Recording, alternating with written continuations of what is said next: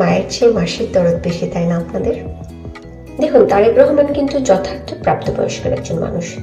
তিনি তার নিজের সিদ্ধান্ত নিজে নিতে পারেন। তার মা হসপিটালে ভর্তি আছেন, গুরুতর অসুস্থ হয়ে হসপিটালাইজড আছেন। পুরো বাংলাদেশের মানুষ তার জন্য দোয়া করছেন। কিন্তু তার সন্তান হয়ে সে কেন লন্ডনে বসে আছেন, তিনি কেন বাংলাদেশে আসতেছেন না, এই বিষয় নিয়ে আপনারা যে পরিমাণের উস্কানি দিচ্ছেন আর যে পরিমাণের ইমোশনালি ব্ল্যাকমেল করতেছেন, এটা করে যারা আদার সাইড তো প্ল্যান করে রেখেছে যে তারেক রহমান কবে বাংলাদেশে আসবে, কবে তাকে ধরা হবে, কবে তাকে কারাগারে নিক্ষেপ করা হবে। আপনারা কি তার সেফটি আগে নিশ্চিত করেছেন? যারা হচ্ছে বিএনপির মধ্যে থেকে কিছু হাদারা হচ্ছে তারেক রহমানকে উস্কাচ্ছে, এবং জামাত ইসলাম তো আছেই, আর তার সাথে তো আদার সাইড আওয়ামী লীগ তো আছেই। তারা চাচ্ছে যে তারেক রহমান বাংলাদেশে আসুক এবং তাকে ধরা হোক।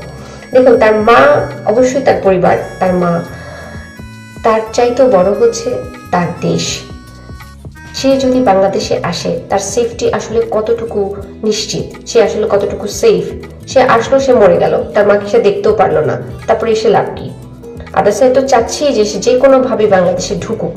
দেখেন, গণ অভ্যুত্থানের মতো বড় একটা অভ্যুত্থান হয়ে গেল, বাংলাদেশের বাইরে যারা যারা ছিলেন মোটামুটি সবাই বাংলাদেশে আসছে, কিন্তু তারেক সাহেব কিন্তু বাংলাদেশে এখন পর্যন্ত আসতে পারেনি।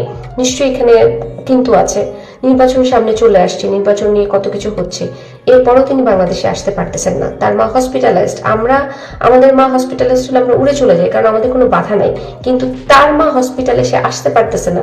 এইটা যে তার কতটা মানে কষ্টের ব্যাপার, সেটা আপনারা না বুঝে, তার ফ্যামিলি, তার পরিবার, তার 14 গোষ্ঠী সবাই আছে, তার রাজনৈতিক পার্টি আছে, তারা ডিসিশন দিবে, তারা সিদ্ধান্ত নেবে কি করবে না করবে।